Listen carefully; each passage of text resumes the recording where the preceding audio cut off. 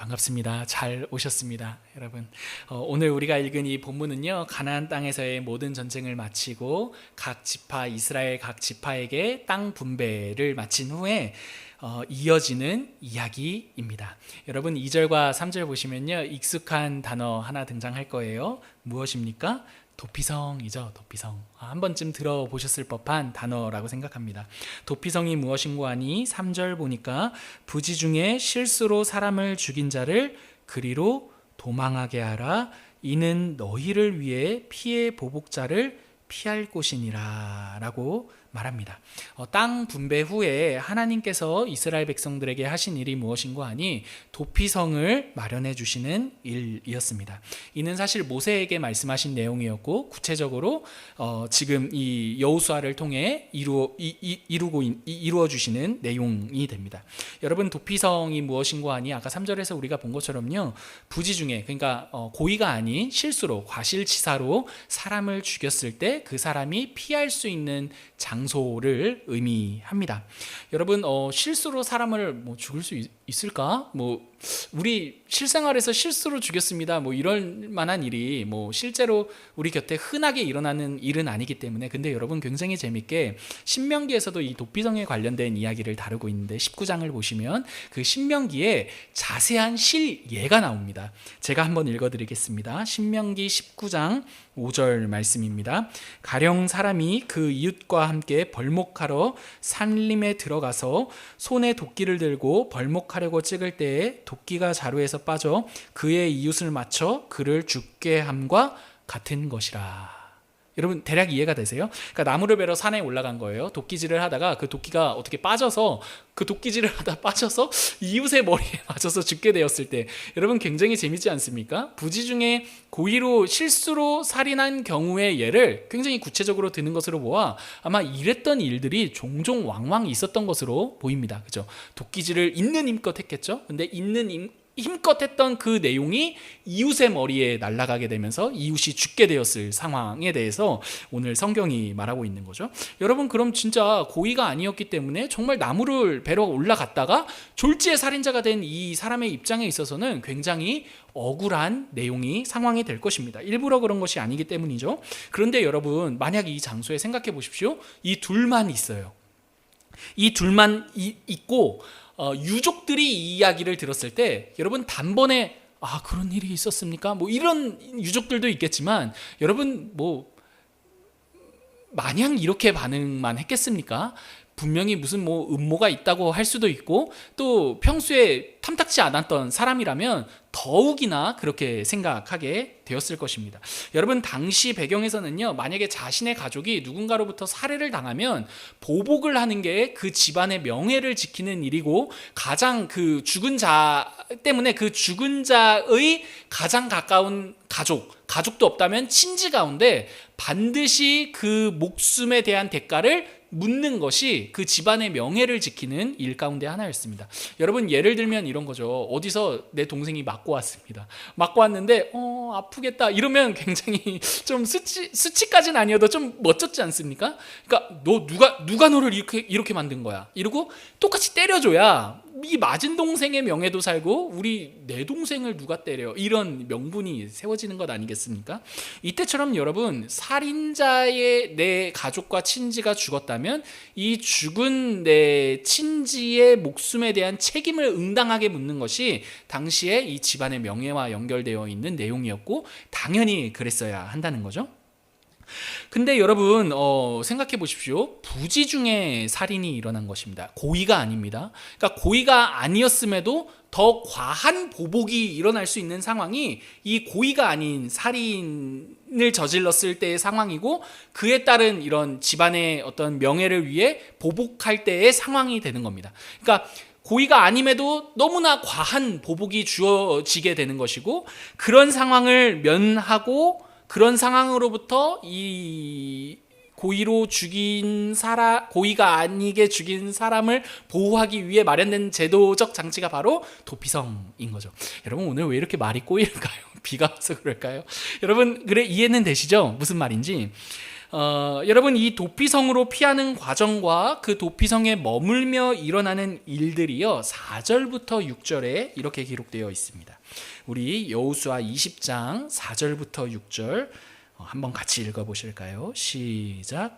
이 성읍들 중에 하나에 도피하는 자는 그 성읍에 들어가는 문 어귀에 서서 그 성읍의 장로들의 귀에 자기의 사건을 말할 것이요 그들은 그 성읍에 받아들여 한 곳을 주어 자기들 중에 거주하게 하고 피의 보복자가 그의 손에 내주지 말지니 이는 본래 미워함이 없이 부지 중에 그의 이웃을 죽였습니다. 여러분 먼저 4절과 5절부터 보실까요? 4절을 보시면요 부지 중에 그러니까 고의가 아닌 과실치사의 이 살인자가 도피성, 여러분 도피성은요 성이 아니라 성읍입니다. 도시의 개념입니다. 도피할 수 있는 도시입니다. 그 도피성으로 피해 그 성읍의 장로들에게요 자신의 사건을 설명하는 겁니다. 자신의 억울함을 설명하는 거죠. 그런 1차적으로 우선적으로 장로들이 그 이야기를 듣고 이 사람을 도피성에 합당한 사람인지 아닌지 우리 성읍에 받아들일 사람인지 아닌지를 확인합니다. 만약에 부지 중에 정말 일어난 사건이고 더 이 사람의 억울함이 어느 정도 확인이 되었을 때는 그 성읍으로 받아들이고 이 사람은 성읍으로 피할 수 있게 되는 거죠. 만약 그렇지 않을 경우에는요 이 사람을요 다시 돌려보냅니다. 그래서 피해 보복으로부터 책임을 이렇게 지도록 만들게 되는 거죠. 도피성에 들어간 이후에는요 그 성읍으로부터 철저히 피해 보복자가 보복하지 못하도록 보호를 받게 됩니다. 그리고 그 머무는 기간 동안에요 장로들은요 정식 재판에 이 사람을 올립니다. 그래서 이 사건을요 소상히 파악해야 되는 책임이 그 도피성 성읍의 구성원들에게 있게 되는 거죠. 재판을 통해서요 아 맞아 이 사람 보니까 고의로 저지른 살인이 아니야 라고 판결이 났다 하더라도요 대제사장이 죽기 전까지는 그 성읍에 머물러야 합니다. 만약에 고의로 살인한 내용이 밝혀졌는데 이제 나는 죄가 없어 고의가 아니니까 하고 그 성읍을 벗어났을 때 피해 보복자가 너 잘 만났다 하고 죽이면 아무런 그 책임을 물을 수가 없게 되는 거죠. 그러니까 여러분 도피성은요 이러한 개념인 거죠. 부지 중에 살인한 자를 보호하기 위한 은혜의 제도인 거죠. 그죠? 이는 도피성의 위치를 볼 때도요 분명히 알 수가 있어요. 도피성의 위치가요 7절부터 9절까지 나와요. 여러분 읽으면요 지명이 익숙하지 않기 때문에 낯설 겁니다. 근데 어쨌든 중요한 것은요 여러분 이 위치를 자세히 보면요 총 6군데예요. 도피성읍으로 지정된 데가 6군데입니다. 근데 여러분 이스라엘 지도가 한번 보십시오. 이렇게 동그랗게 있다면 이 가운데를 기준으로 동쪽에 3개 그리고 또 이 가운데를 기준으로 서쪽에 3개가 나란히 있습니다. 그러니까 고르게 퍼져 있어요. 이 도피성읍이. 여러분 이 위치를 통해서도요. 이 도피성이라는 이 제도가 은혜의 제도라는 것을 알 수가 있습니다. 왜 그렇습니까? 이스라엘 전역에서 어디에서든지 부지 중에 살인이라는 이 일이 일어났을 때 손쉽게 피할 수 있도록 하나님께서 이스라엘 전역에 고르게 분포해 두신 게 바로 도피성이라는 거죠. 그러니까 하나님께서요 이 전역에 고르게 펼쳐 놓으심으로써 여러분 생각해 보십시오. 이 전역에 고르게 있기 때문에 어느 지역에서도 1시간 이내로 도피성읍에 들어갈 수가 있는 그 위치에 있었습니다. 때문에 여러분 만약에 멀리 있었다면 언제고라도 피해 보복자로부터 잡혀서 죽임을 당할 수가 있는 거죠. 근데 이 억울한 일이 일어났을 때 재빨리 피할 수 있도록 하나님께서 이스라엘 전역에 고르게 분배해 두신 거죠. 때문에 이 위치만 보더라도 도피성이라는 이 하나님 주신 제도가 은혜의 제도구나라는 것을 알 수가 있습니다. 근데 여러분 동시에요. 사실 도피성은 이렇게 은혜에만 있는 것은 아니었어요. 도피성은요. 은혜의 제도임과 동시에 사실은 살인을 저지른 자에게 책임을 묻는 제도이기도 해요. 6절을 보시면요 여러분 도피성에 들어갔다고 모든 죄의 책임으로부터 면해지는 것은 아니에요. 그에 따르는 무엇을 받습니까? 아까 말했듯이 재판을 받습니다. 재판. 철저하게 그 죄를 저지른 것에 대한 절차를 밟습니다. 도피성에 왔다고 너 억울했겠다, 잘 왔어, 이제 우리 성읍에서 앞으로 맘 편히 살아, 이러고 끝이 아니라 자신이 저지른 그 죄에 대한 재판을 받습니다. 재판. 그러니까 죄에 대한 책임을 어느 정도 그 과정을 통해서 지게 되는 거죠. 근데 뿐만 아닙니다, 여러분. 동시에 여러분, 설령 부지 중에 저지른 죄로 판명났다 하더라도요, 대제사장이 죽기 전까지는 어디에 머물러야 됩니까? 그 성읍에 머물러야만 합니다. 여러분, 일종의 가택연금 상황인 겁니다. 이해가 되시죠? 그 성읍 밖으로 나가서는 더 이상 보호받을 수가 없는 거죠. 자신이 저지른 죄에 대한 책임으로부터. 그러니까 그 성읍에 머물면서 어쨌든 죽인 죄에 대한 책임, 부지 중에 지은 그 죄에 대한, 그 살인에 대한 그 최소한의 책임을 지게끔 만드는 게 이 도피성 제도라는 것을 생각해 볼 수가 있는 거죠. 때문에 여러분, 도피성은요, 이렇게 정리할 수 있어요. 은혜의 제도임과 동시에 그 죄에 대한 책임을 묻는 하나님이 이스라엘에게 주신 제도다라고 말입니다. 여러분, 이러한 도피성이 우리에게 가져다주는 두 가지 의미가 있어요. 첫 번째 의미는요, 생명을 소중히 여기시는 하나님이라는 내용이에요. 여러분, 도피성이 당시에 갖는 이 의미를 한번 생각해 보면 좋겠어요. 여러분, 이 도피성을 통해 알 수 있는 의미 중 이 첫 번째 의미는요, 하나님께서 그 무엇보다도 생명을 굉장히 조심스럽고 신중하고 중요하게 또 소중하게 다루신다는 사실이에요.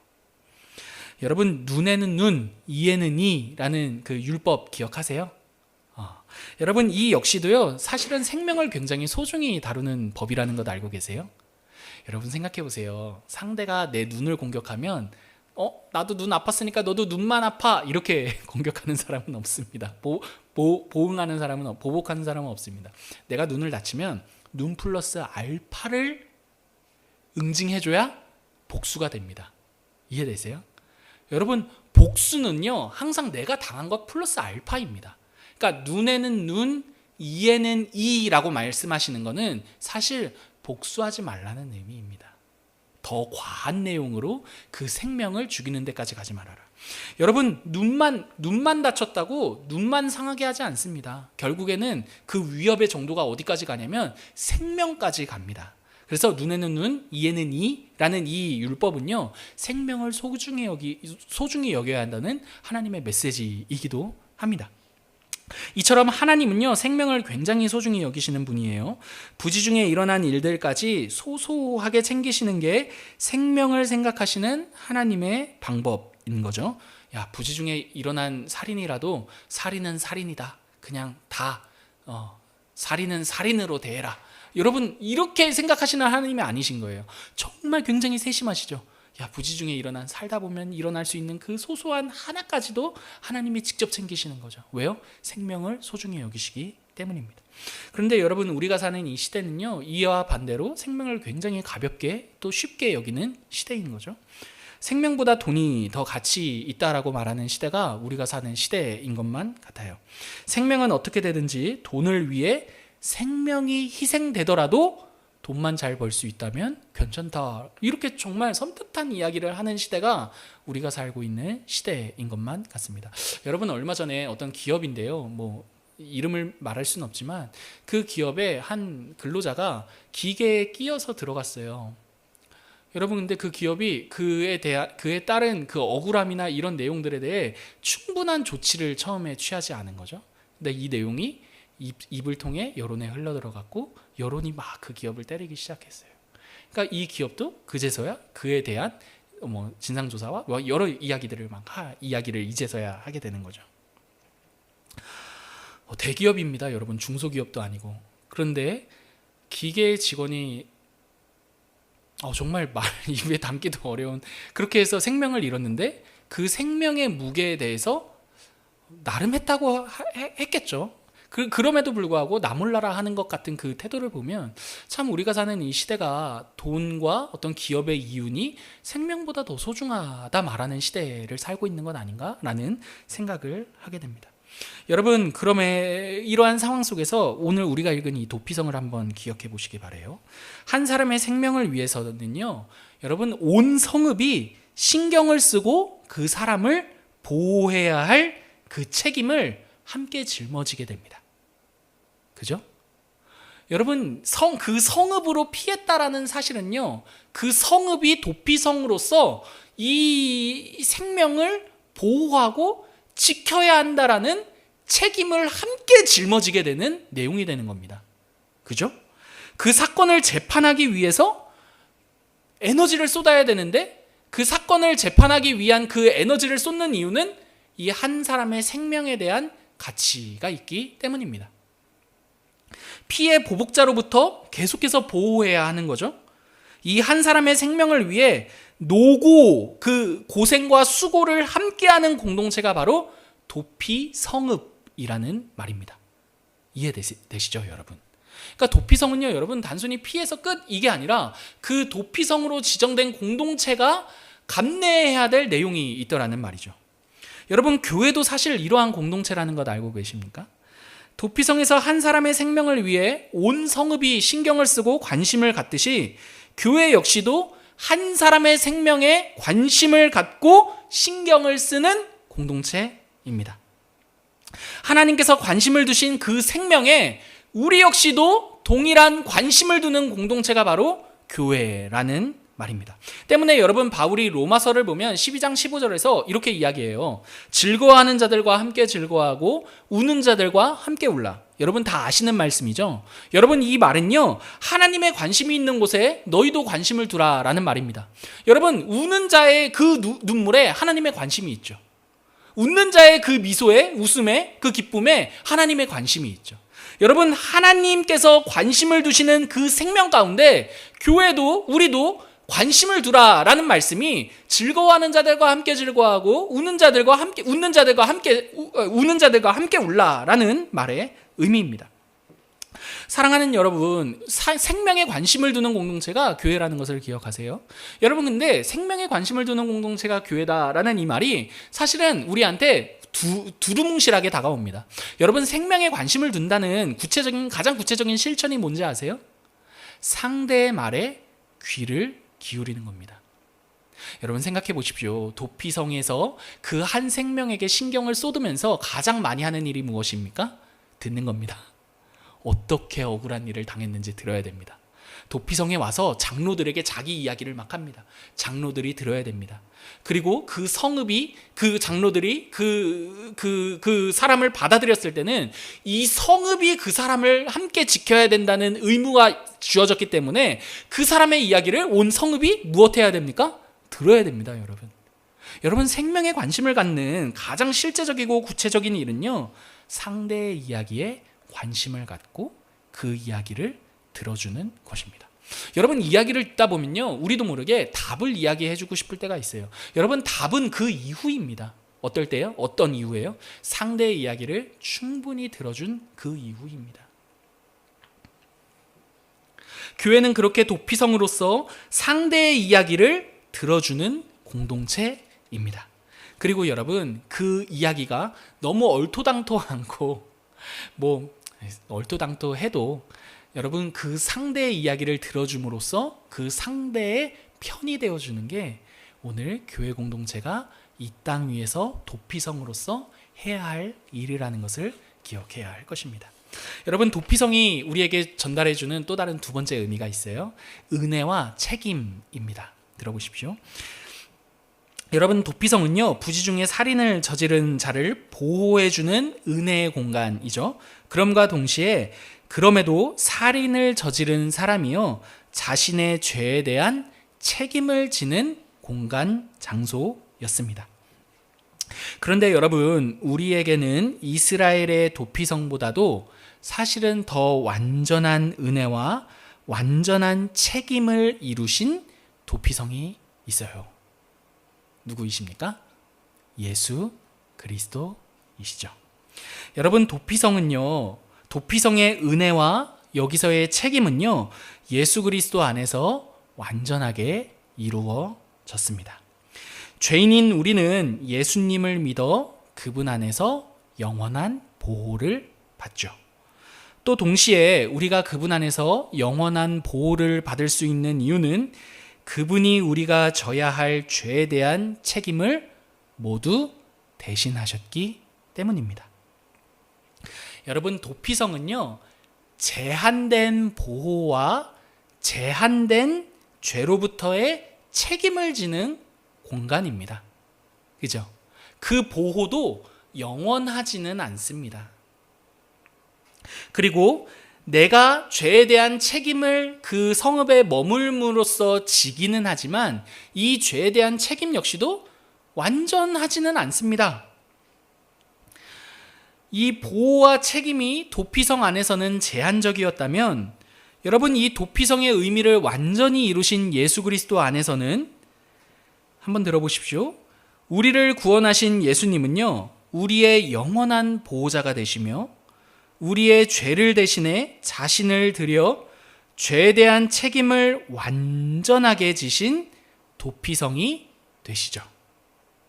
제한적인 보호와 책임을 도리어 완전한 보호와 완전한 죄에 대한 책임으로 이루신 분이 예수님이라는 말입니다.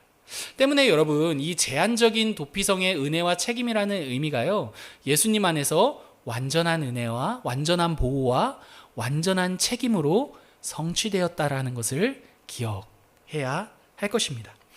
여러분, 말씀을 마칠게요. 여러분, 생각해 보십시오. 내가 저지른 죄에 대한 책임, 내가 잘못을 했어요. 그 잘못한 것에 옆에 서서 그 죄에 대한 책임을 나누어지는 것은요, 어떻습니까? 굉장히 아름다운 일 아닙니까? 그래서 학창 시절에 제가 잘못했어요. 제가 잘못했어도 친구가 선생님 사실은 저도 잘못했습니다. 막 이러면 막 우정이 대단하고 막 이렇게 의리가 있다. 막 이렇게 이야기할 것 같습니다.